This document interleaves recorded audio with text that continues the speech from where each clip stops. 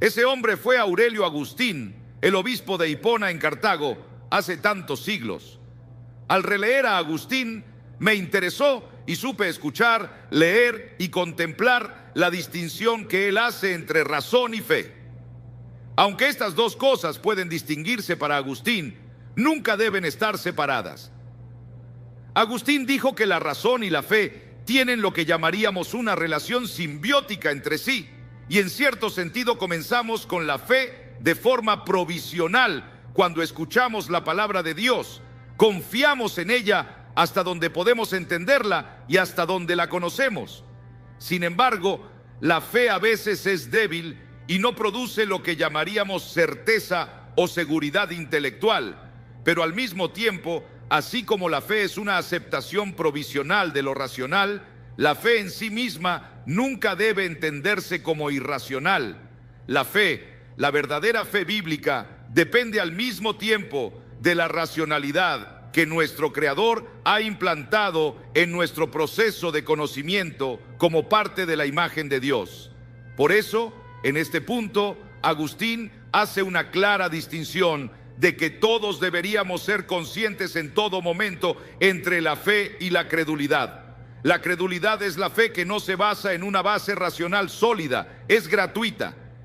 Es el tipo de cosas que nos han instado algunos filósofos existencialistas que nos dicen que la fe es la antítesis de la razón y que ser cristiano implica dar un salto hacia la oscuridad, esperando que de alguna manera los brazos de Jesús nos impidan estrellarnos y ser destruidos.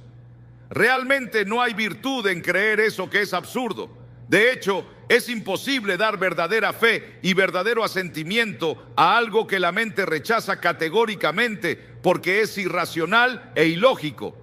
Por eso Agustín, tan comprometido como estaba con la fe, estaba igualmente comprometido con los cánones de la razón, particularmente con la lógica, que entendía, como lo había hecho Aristóteles antes que él.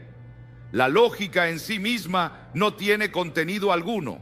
No hay datos ni información contenidos en las leyes de la lógica. Más bien, lo que hace la lógica es funcionar como un gobernador intelectual de nuestro pensamiento y de nuestra mente.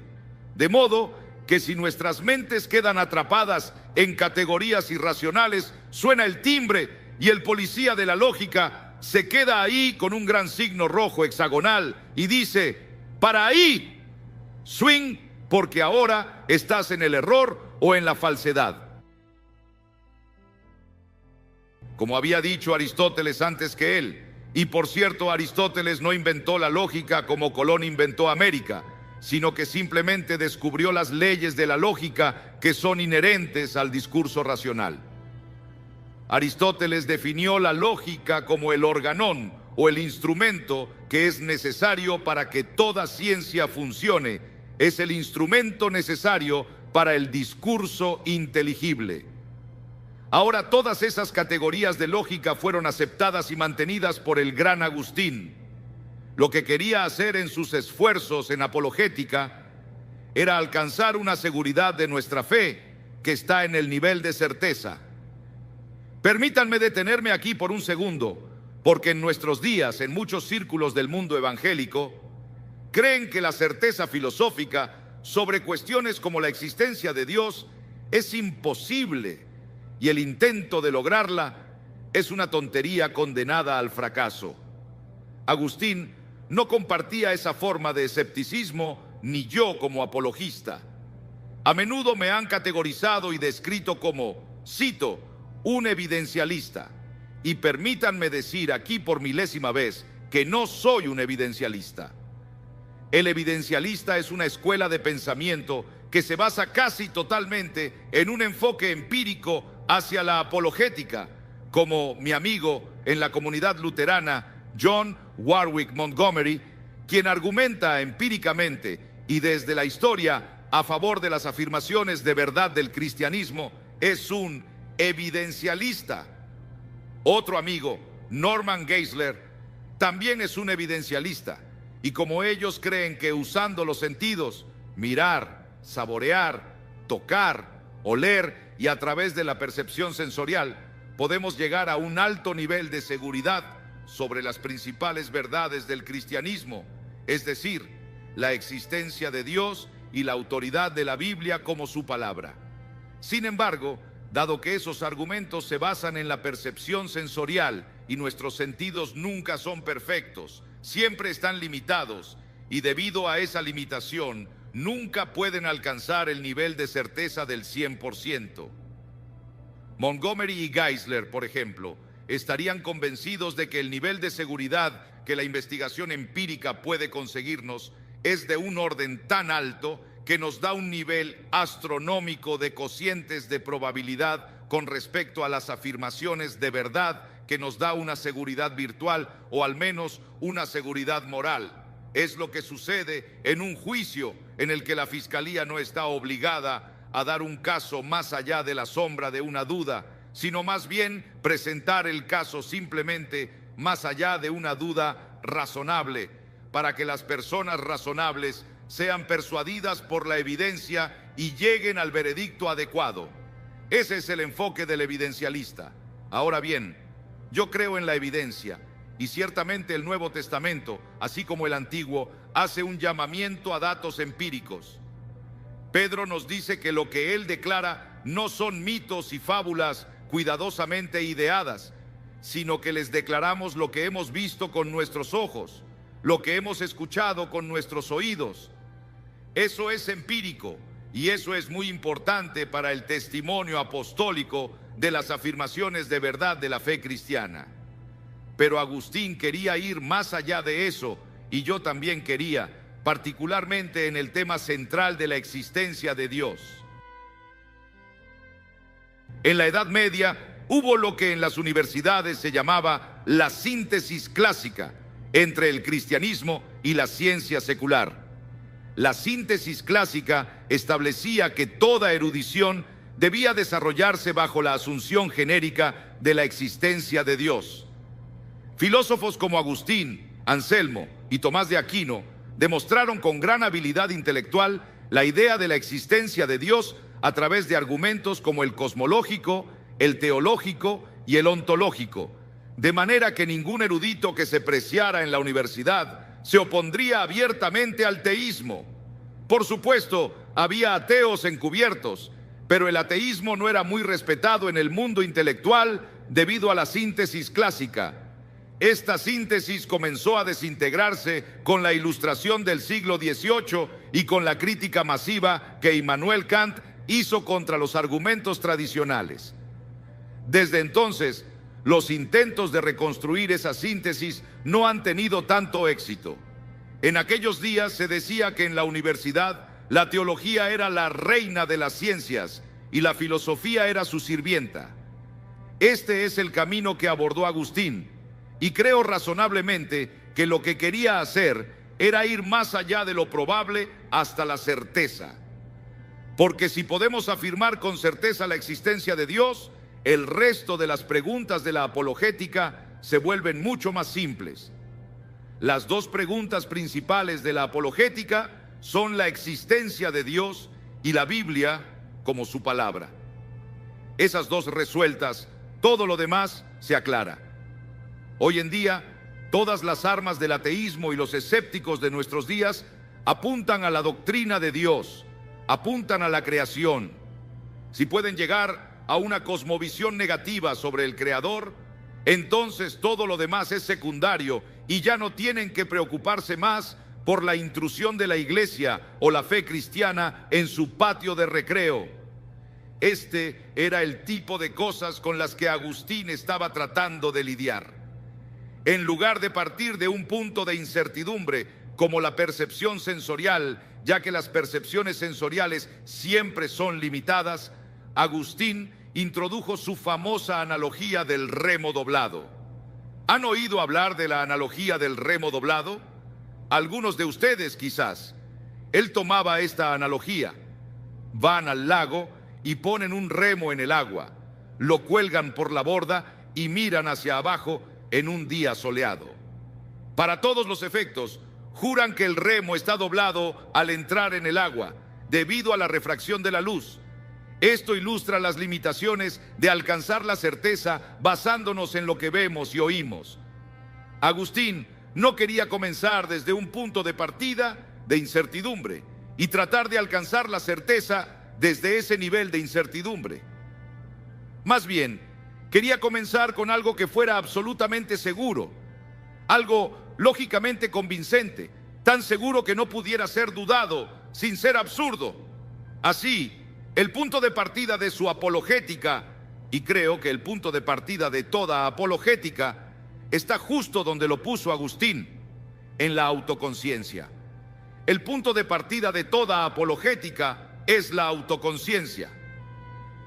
Mis amigos de la comunidad reformada que rechazan la apologética clásica y abrazan diversas formas de apologética presuposicional, dicen que si comienzas tu apologética con autoconciencia, ya has capitulado ante el humanismo, que ya has convertido tu apologética en un sistema centrado en el hombre al comenzar con uno mismo. Ellos ven esto como un error fatal para la apologética. Por supuesto, mi respuesta, siguiendo a Agustín, es que es el único lugar donde puedes comenzar. Si me dicen que mi punto de partida tiene que ser Dios o la conciencia de Dios, les digo, ¿quién es el que tiene que comenzar con la conciencia de Dios? ¿Soy yo quien tiene que ser consciente de Dios como punto de partida? Bueno, ¿cómo puedo ser consciente de Dios como mi punto de partida sin primero ser consciente de mí mismo? Ser consciente de Dios es mi punto de partida. La única persona que puede comenzar con la conciencia de Dios es Dios mismo, y como todos sabemos, yo no soy Dios. Este punto de partida simplemente no está disponible para mí. Tuve un debate amable y cálido sobre este tema hace unos 35 años con uno de mis amigos presuposicionalistas. Él no estaba contento con que yo comenzara con la autoconciencia y dijo que eso significaba que ya había empezado con la pretensión de autonomía. Le respondí, muéstrame que la idea de autonomía está analíticamente contenida en la idea de autoconciencia y abandonaré esta posición de inmediato. Pero en realidad, en Agustín, no solo la autonomía no está incluida en la idea de autoconciencia, sino que en su comprensión de la autoconciencia está absolutamente excluida. Para Agustín, el punto de partida de todo pensamiento y conciencia es que somos los que pensamos. Esto es un enfoque maravilloso que él realizó aproximadamente 1300 años antes de que René Descartes desarrollara todo un sistema filosófico con su famoso cogito ergo sum, pienso, luego existo. Si estudias la historia de la filosofía, generalmente llegas al siglo XVII y al pasar por el riguroso proceso de duda que hizo Descartes, ves que él llega a la conclusión de que después de todo este análisis y evaluación masivos, llega a la conclusión, yo existo. Y entonces piensas, ¿hiciste todo eso solo para descubrir que existes? ¿Cuál es el problema? Luego pasas al siguiente capítulo de la historia de la filosofía y te olvidas de lo que hizo Descartes. Pero quiero decirte que no hay nada más importante, creo, en la historia de la filosofía que el descubrimiento de Descartes en ese momento. Lo que Descartes buscaba era una premisa fundacional, algo tan cierto que no se pudiera dudar ni lógica ni formalmente. Porque como dijo Descartes, dudar de mi existencia es probarla. Pienso, luego existo. Y si dudo, para dudar tengo que pensar, porque dudar requiere pensar, y pensar requiere un pensador. Así que incluso el argumento contra el cogito prueba el cogito, y eso le dio a Descartes lo que buscaba, esa base inexpugnable, ese punto de partida. De vez en cuando me siento con lápiz y papel y me pregunto, ¿qué sé con certeza? Porque en la fe cristiana tenemos tantas afirmaciones en la teología sistemática, nuestra doctrina de Dios, nuestra doctrina de Cristo, nuestra doctrina de salvación, nuestra doctrina de escatología, todas esas cosas en las que creo en mi sistema teológico. Pero no creo en todos los artículos del credo con la misma seguridad. De algunas cosas estoy más seguro que de otras, y creo que eso es cierto para cualquier teólogo y para cualquier persona. Por eso, cuando trato de hacerlo, intento volver a los primeros principios y escribir cuáles son las 10 cosas que sé con certeza, las 10 cosas que mi mente nunca estaría dispuesta a negociar. Anoto esas cosas que sé con certeza. Por ejemplo, estoy seguro de que la regeneración precede a la fe. Estoy absolutamente seguro de eso. Estoy seguro de que el arminianismo está equivocado. Estoy seguro de que el dispensacionalismo está equivocado. No tengo ninguna duda sobre eso. No me preocupa en lo más mínimo. Tal vez podría estar equivocado en esto o en aquello, pero no me equivoco en eso. Ahora, si me preguntas sobre si tengo razón sobre el amilenialismo, el premilenialismo, el postmilenialismo, tengo todo tipo de dudas sobre esas diferentes preguntas, pero tengo certezas sobre la persona de Cristo y otras verdades fundamentales. Pero una de las cosas que sé con certeza es que Dios existe. Y una de las cosas que sé con certeza, que me lleva a la certeza de que Dios existe, no es simplemente una probabilidad, es que sé que existo. Ahora, lo que Agustín está diciendo aquí es llegar al nivel de una certeza filosófica que no puedes obtener en el ámbito empírico. Mi única conexión con el mundo exterior es a través de mis sentidos. Tengo una mente que observa y recopila información, pero para tener certeza, el único lugar en el que puedo encontrarla no es en los sentidos, sino en la mente.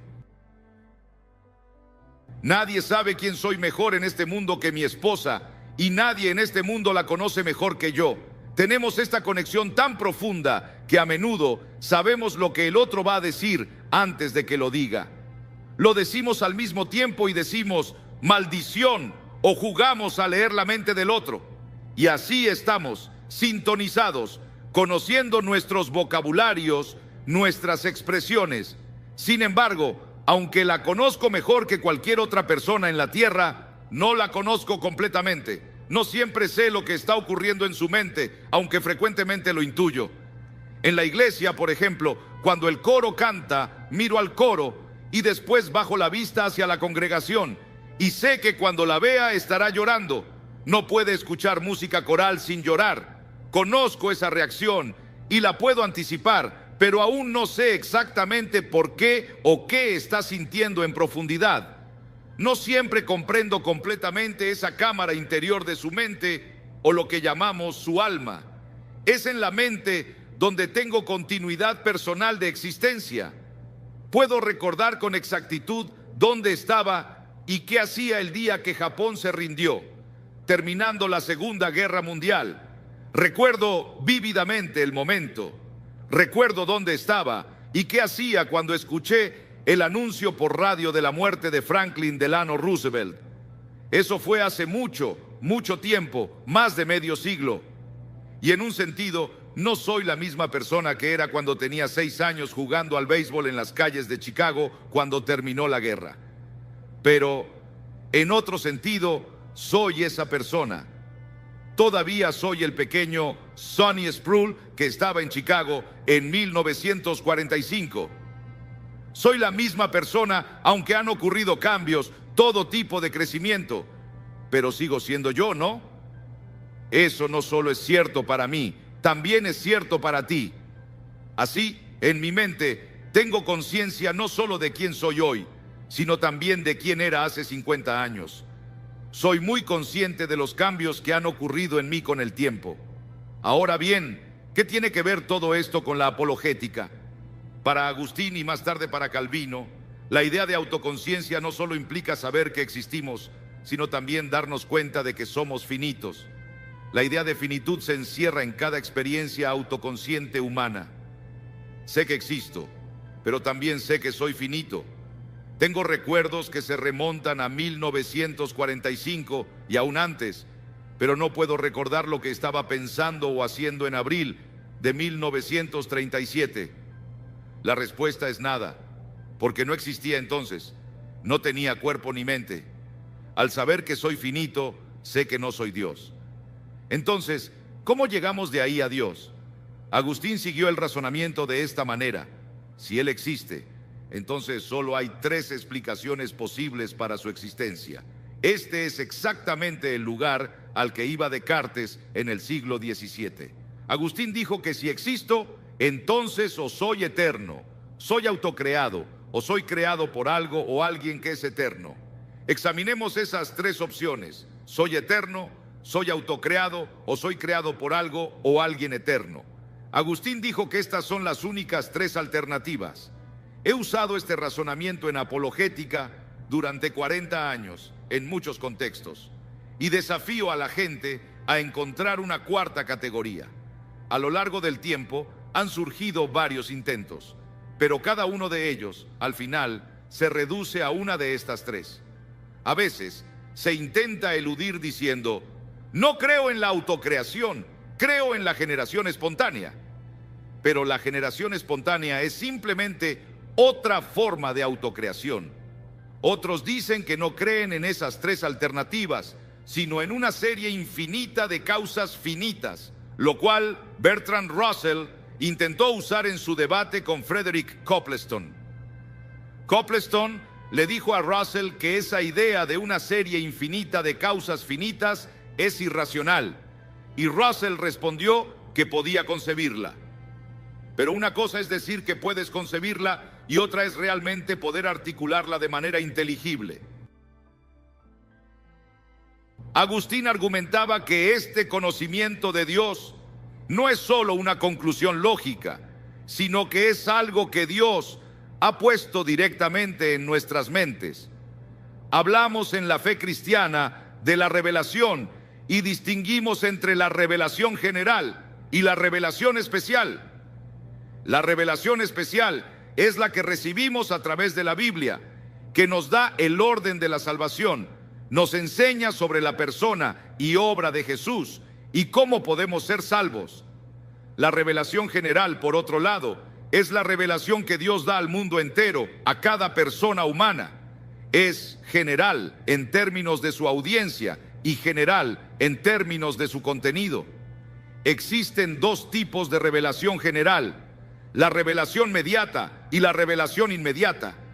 Cuando hablamos de revelación mediata, nos referimos a la revelación que Dios nos da a través de un medio, como la naturaleza. Como nos dice el apóstol Pablo en Romanos 1, las cosas invisibles de Dios, incluso su poder eterno y deidad, son conocidas a través de las cosas que están hechas. No vemos a Dios directamente, pero al ver la creación, podemos ver sus huellas, la marca de su obra en lo que ha creado. Luego está la revelación inmediata, donde Dios se da a conocer directamente sin necesidad de un medio externo.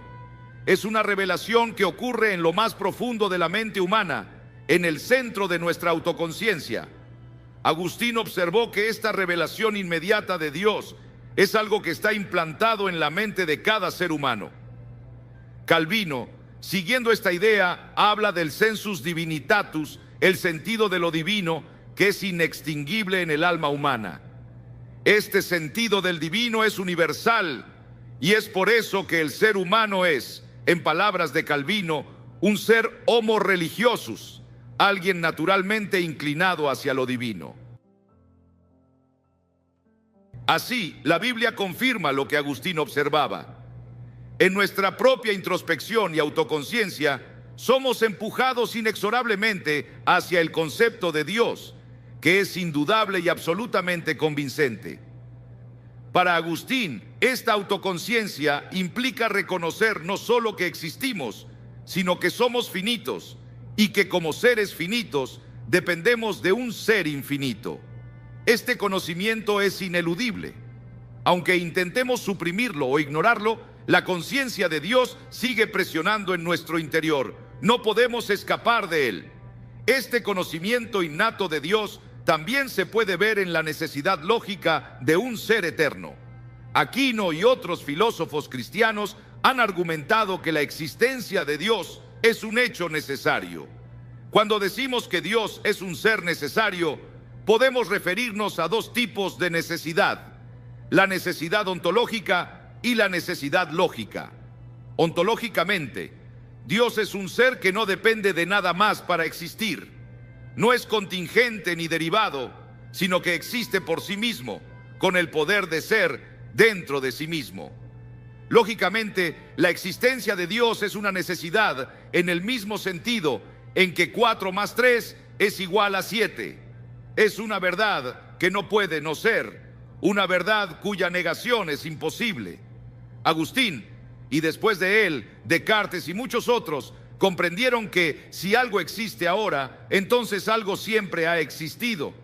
No podemos retroceder hasta un punto de nada, porque si alguna vez no hubiera existido nada, entonces nada podría existir ahora.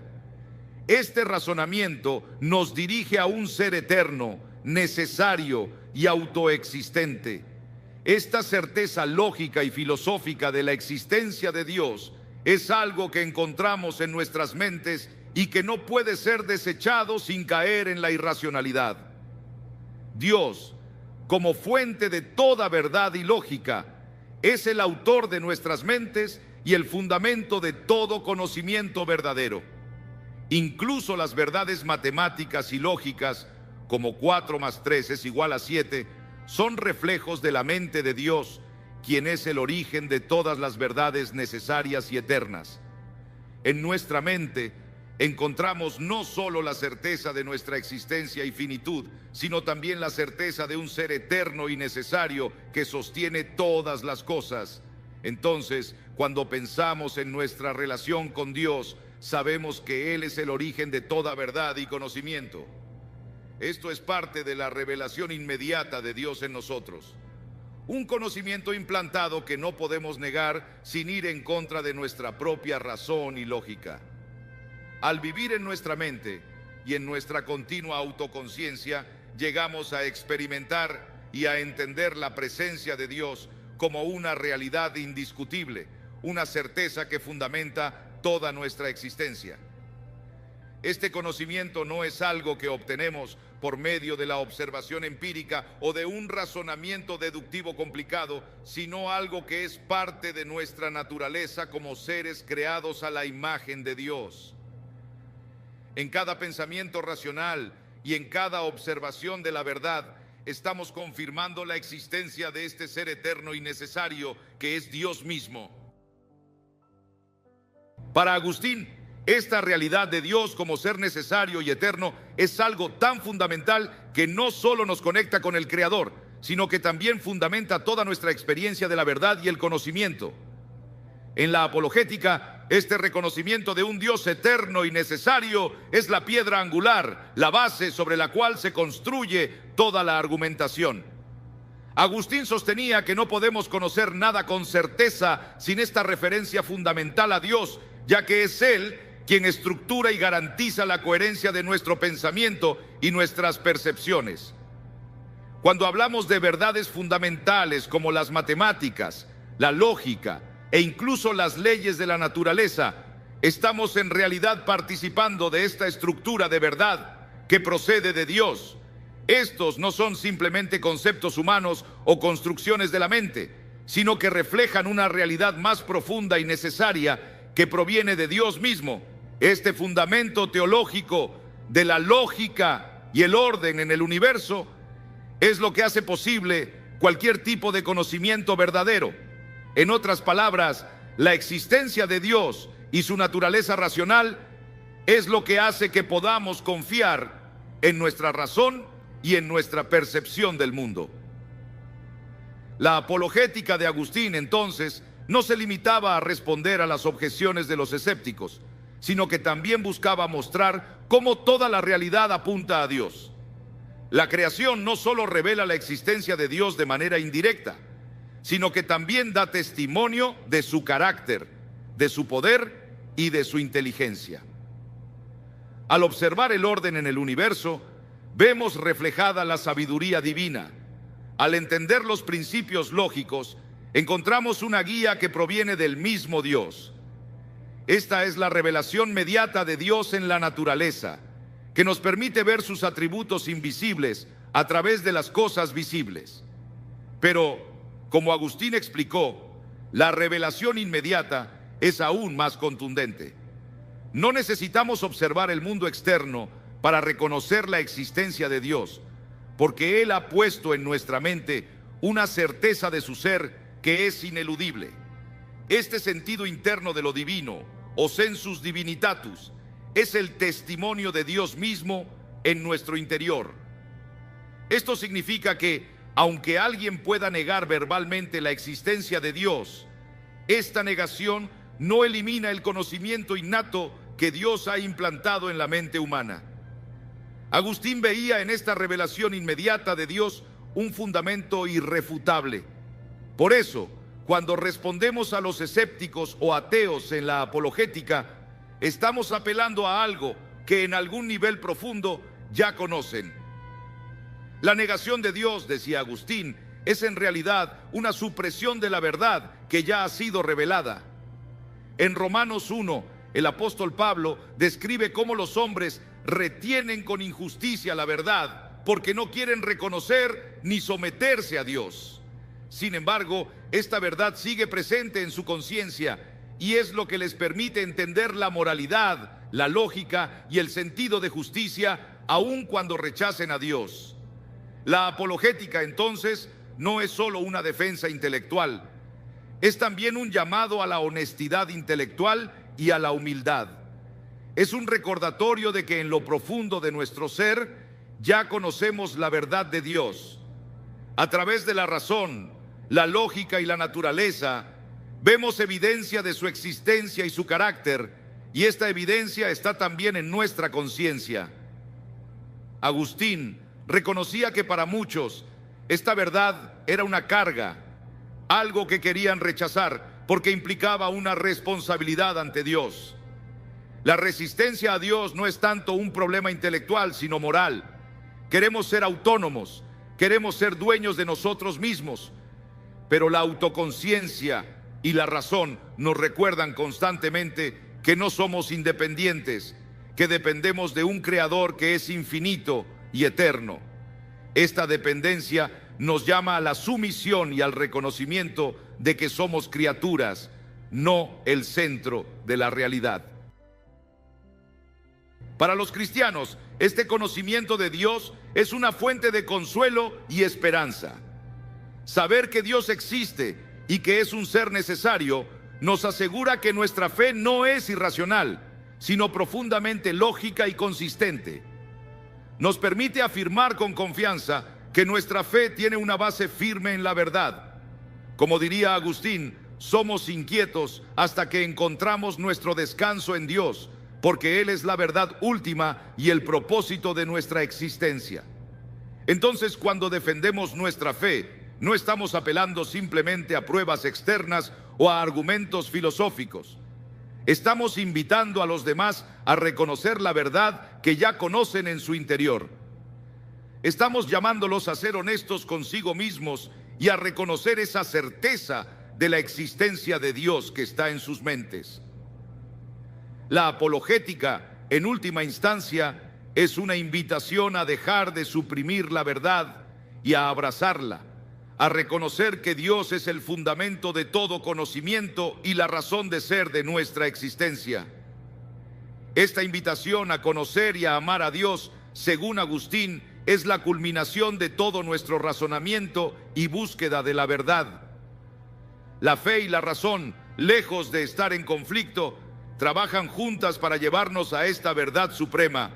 Al aceptar esta verdad, encontramos no solo respuestas a nuestras preguntas más profundas, sino también una paz y una seguridad que solo se encuentran en el conocimiento de Dios, quien es la fuente de todo lo que es verdadero, bueno y bello. Y esta noche quiero que vayas conmigo al cuarto capítulo del Evangelio de Marcos. El cuarto capítulo del Evangelio de Marcos, y empezaremos en el verso 15.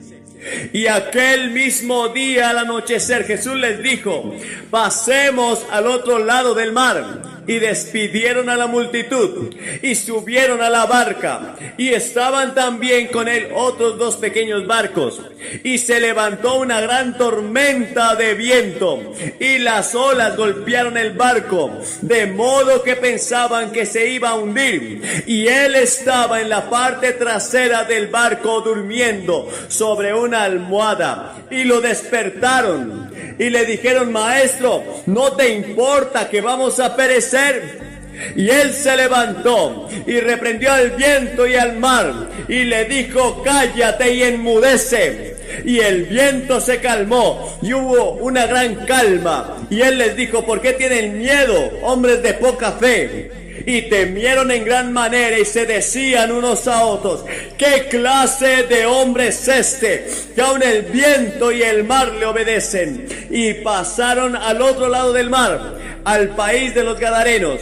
Y cuando salió de la barca, inmediatamente le salió al encuentro de entre los sepulcros un hombre que tenía un espíritu inmundo, que tenía su morada en los sepulcros, y nadie podía atarlo, no, ni siquiera con cadenas, porque muchas veces lo habían atado con grillos y cadenas, y las cadenas habían sido hechas pedazos por él, y los grillos se rompían en sus manos. Tampoco ningún hombre podía domarlo, y siempre de noche y de día él estaba en los montes y estaba en los sepulcros llorando y cortándose con piedras. Y cuando vio a Jesús de lejos, corrió y lo adoró, y postrándose delante de él clamó a gran voz y dijo: ¿qué tienes que ver conmigo, Jesús, Hijo del Dios Altísimo? Te ruego por Dios que no me atormentes. Porque él dijo: sal de este hombre, espíritu inmundo. Había un espíritu inmundo en este hombre, un demonio. Y Jesús preguntó al demonio: ¿cómo te llamas? Y el demonio respondió: mi nombre es Legión, porque somos muchos demonios. Y quiero contarles el resto de la historia, de lo que quiero dejarles esta noche, porque la Biblia enseña que existe el diablo, que existen los brujos y los hechiceros, y la Biblia enseña que existen los demonios, y estos demonios tienen un poder tremendo y una influencia tremenda, y están trabajando en nuestro mundo hoy, y hoy están trabajando en Filadelfia. Aquí están los discípulos en una gran tormenta, y no hay nada más triste que un accidente, pero el naufragio más triste y trágico de todos es el naufragio de un alma humana. Cristo dijo: ¿de qué le sirve al hombre ganar el mundo entero y perder su alma? Estaba comparando al mundo con el alma. Él dijo que tu alma y tu espíritu es más valioso que todo el resto del mundo. ¿Cómo puede ser esto? Todo el dinero del mundo, toda la riqueza que hay en el mundo no es tan valiosa a los ojos de Dios como tu alma. Tu alma es esa parte de ti que vive para siempre. Cuando naciste, naciste en alma viviente, espíritu viviente, y esa parte de ti vivirá para siempre. No puedes hacer nada. Naciste para vivir para siempre. Ahora, tu hogar eterno puede ser el infierno o puede ser el cielo, pero vas a vivir, y depende de ti decidir qué camino vas a tomar. Jesús dijo que hay 2 caminos. Hay un camino ancho que lleva a la destrucción y un camino angosto que lleva a la vida eterna. Y tienes que tomar una decisión. Ahora, en la historia que leímos, este barco con Jesús en él, y los discípulos aterrizaron en la playa, y de repente oyen esos gritos salvajes en un acantilado encima de ellos, y ven a un hombre terrible, destrozado, arruinado, que se precipita hacia abajo. Está desaliñado, tiene el cuerpo desnudo, tiene cortes, sangra, fragmentos de cadenas en las manos y pies, un resto de hombre salvaje y miserable.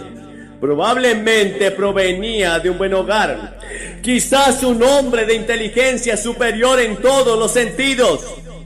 Comienza a actuar de manera extraña, empeora y finalmente se va de casa. Estaba poseído por un espíritu inmundo. Ahora la Biblia enseña que hay demonios que pueden poseer una persona, y él vivía entre los muertos. Este hombre estaba poseído por un espíritu inmundo y vivía entre otras personas con espíritus inmundos. Estaba espiritualmente muerto, y en la miseria el diablo paga su salario con miseria. Sí, el diablo paga. ¿Le sirves vivir separados de Dios? Quizás vivas en una buena casa. Puede que tengas todo lo que te trae placer y felicidad y dinero, pero en el fondo no estás seguro de conocer a Cristo. Algo está mal. Eventualmente el diablo te pagará porque has descuidado a Cristo y entregado tu vida al diablo. Aunque no era tu intención, simplemente lo hiciste por negligencia. Verás, estás atormentado. Tu conciencia está atormentada. Tu conciencia actúa como sal en la herida, como un látigo en tu espalda rebelde. Muchos en la prensa cuentan la historia de su tormento por los vicios. ¿Qué tengo yo que ver contigo? Jesús, Hijo del Dios Altísimo, no nos atormentes. Mucha gente dice, ¿qué tengo que ver contigo, Jesús? Y eso es lo que dijo este hombre, ¿qué tengo que ver contigo? Un trabajador dirá, bueno, estoy demasiado ocupado para venir a Cristo. Un hombre rico dice que la religión es para los pobres. Un intelectual dice que es para los incultos. Un hombre común dice que no puede entenderlo. El radical dice que no es suficiente. Te guste o no, algún día tendrás algo que ver con Dios en el juicio. Ante mí se doblará toda rodilla y toda lengua confesará que Jesucristo es el Señor. Te guste o no, algún día te inclinarás. Algún día veremos a todos estos grandes hombres. Se inclinarán, se arrodillarán. Veremos a Hitler, veremos a Stanley, veremos a Mao. Se inclinarán y dirán, Jesucristo es el Señor. Y el Señor les dirá, apártense de mí, hacedores de maldad. Y los enviará al lago de fuego y azufre por cuanto no se arrepintieron. Cuando me llevaron a algunas de estas áreas, en el área de Filadelfia, de gente desfavorecida, gente que no tiene tanto como quizás otras personas, tal vez algunos de ellos involucrados en ciertos tipos de delitos, pero hay gente en los suburbios, simplemente como ellos, simplemente viven en mejores hogares, tal vez conducen un mejor automóvil, pero sus corazones y almas están atormentados por su propia conciencia.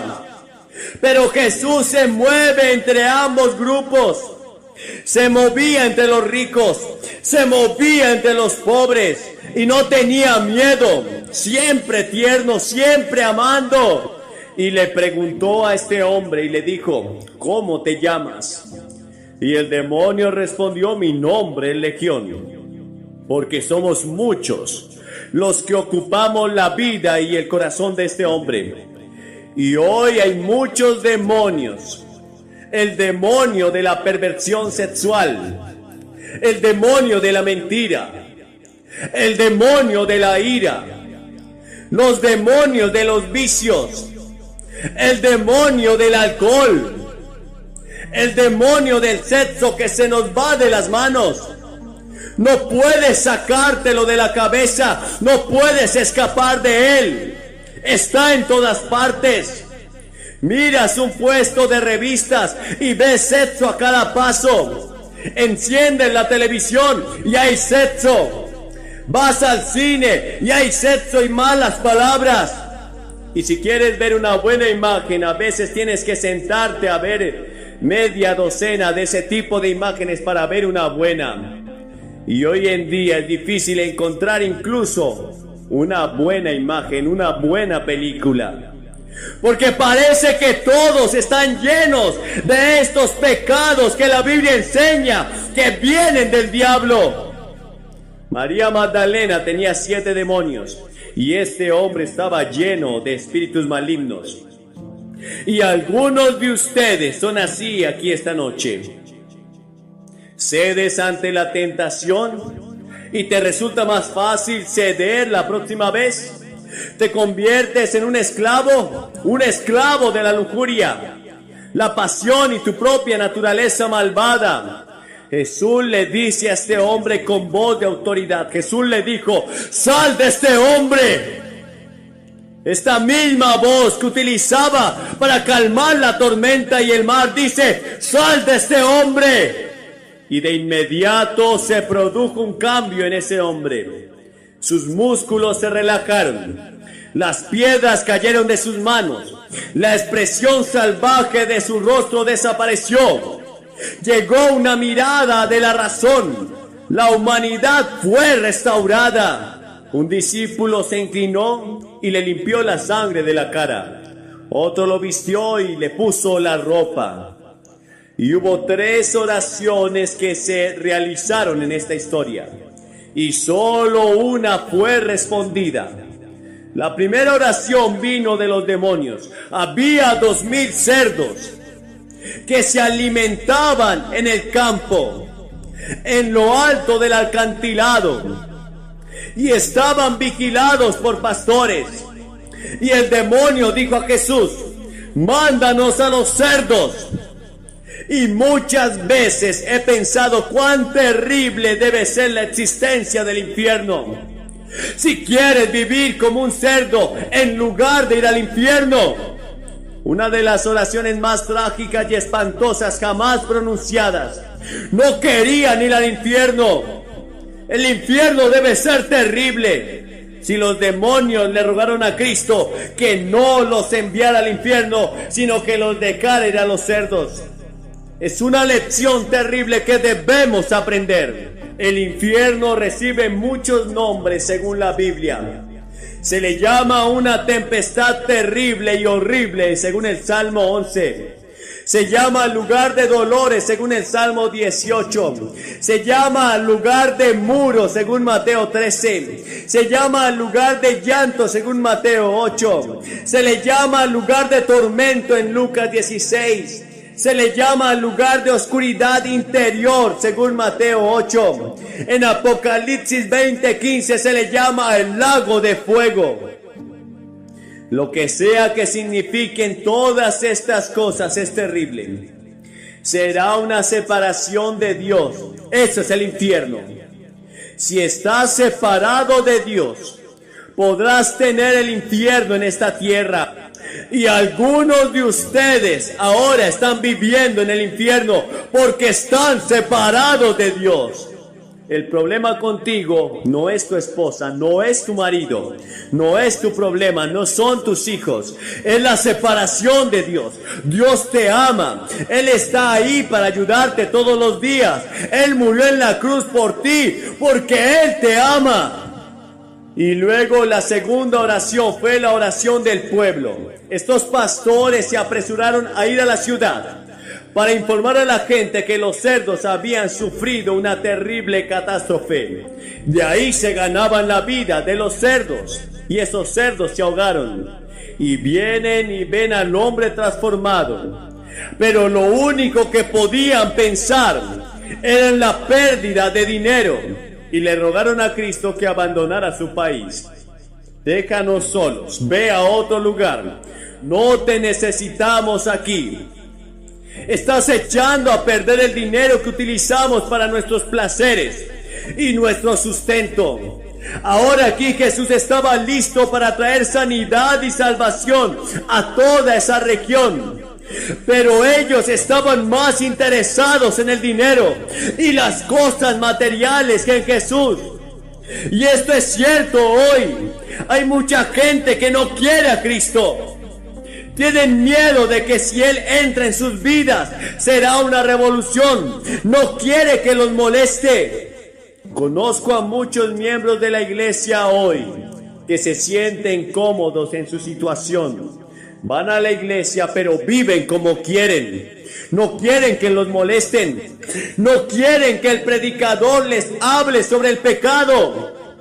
No quieren que Él mencione el infierno. No quieren que Él hable de la sangre que fue derramada en la cruz. No quieren que los molesten. Creen que todo está bien.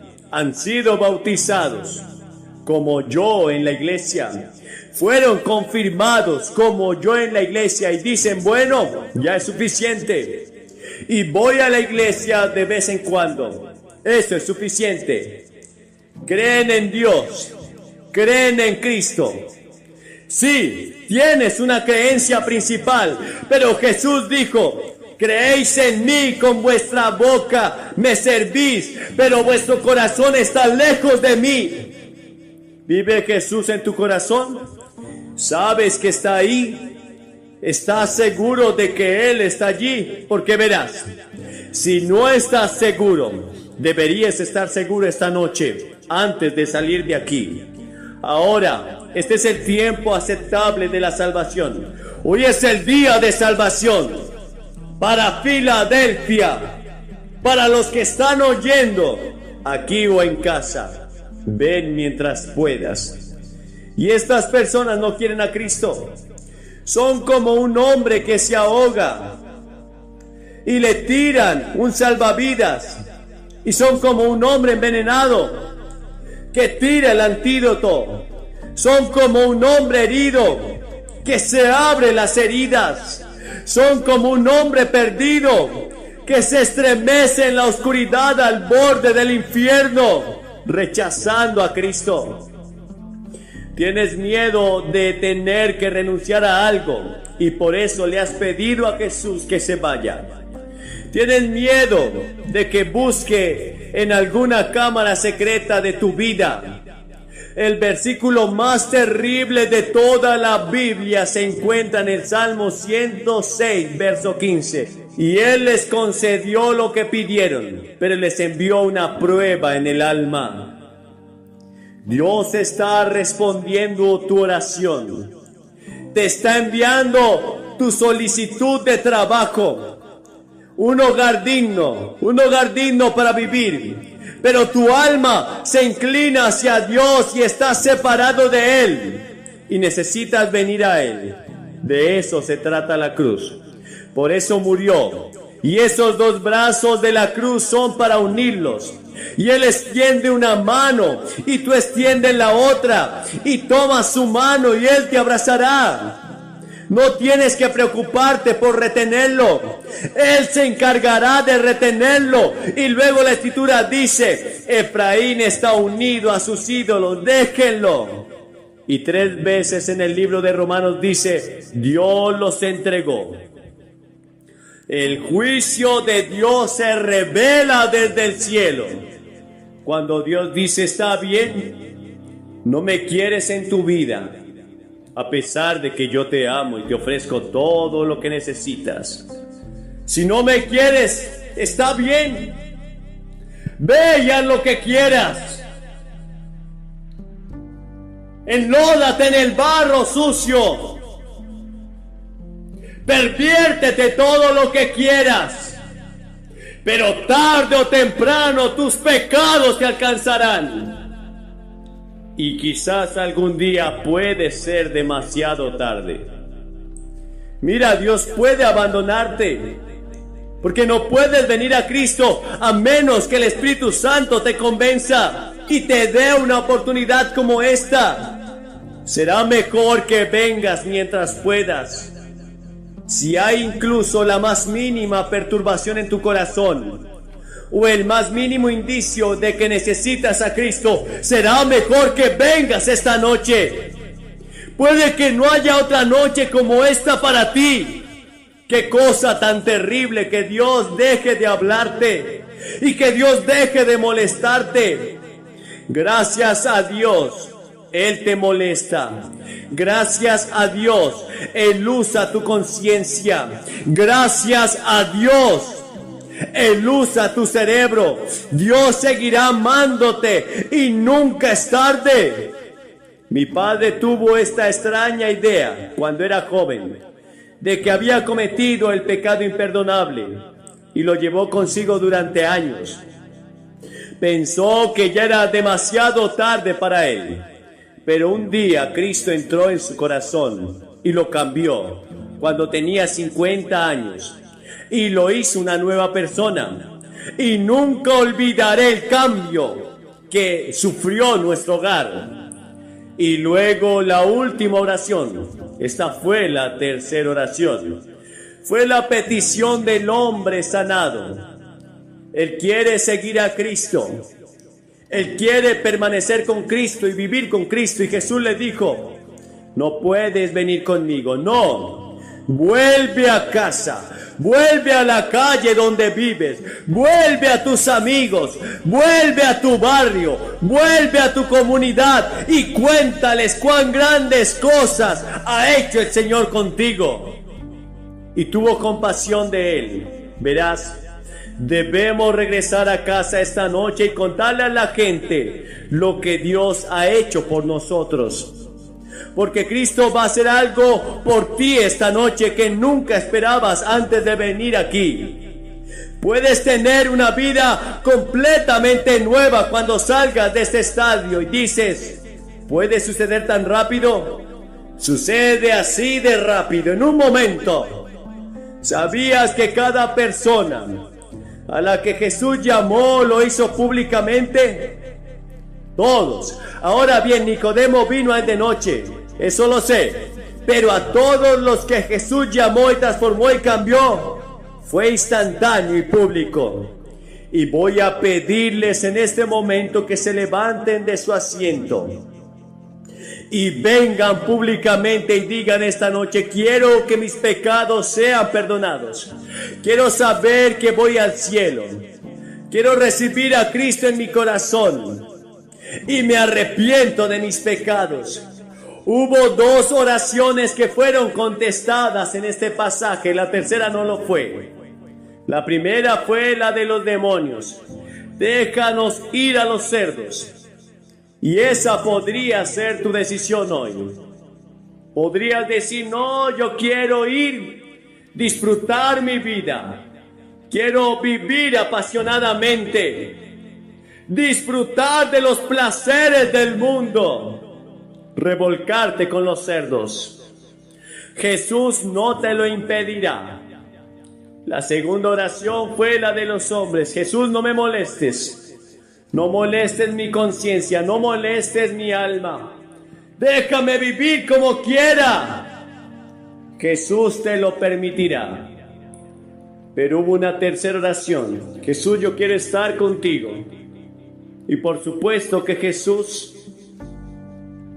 a este hombre lo dirigió a predicar el evangelio, a servirle. ¿Cuántas personas hoy están atribuladas por demonios? ¿Cuántas personas hoy están atribuladas por el diablo? Y solo hay un poder superior al del diablo, y es el del Dios Todopoderoso. Y Dios te protegerá. Y puedes tener victoria total sobre todos los demonios. Y el que está en Cristo Jesús, Dios le guarda y el maligno no le toca. Pero debes tomar una decisión. Te voy a pedir que te levantes de tu silla. Hay tres cosas que tenía este hombre. Estaba cansado. Y Jesús dijo: vengan a mí todos los que están trabajados y cargados, y yo los haré descansar. Dijo Jesús, ahora estaba vestido porque antes había estado desnudo, como Adán y Eva. Y tú y yo estábamos desnudos ante Dios. El pecado nos desnuda. Y Cristo proporcionó la ropa en el Calvario. Y estamos vestidos de la justicia de Dios. Y cuando Dios mira, no ve a Billy Graham. Él no ve el corazón malvado que tengo. Él no ve los pecados que he cometido. Él ve la justicia de Cristo. Porque estoy vestido de su justicia. Porque por gracia sois salvos. Y esto no es de vosotros, para que nadie se gloríe. No puedes abrirte camino hasta el cielo. No puedes comprar tu camino. Dios te lo da.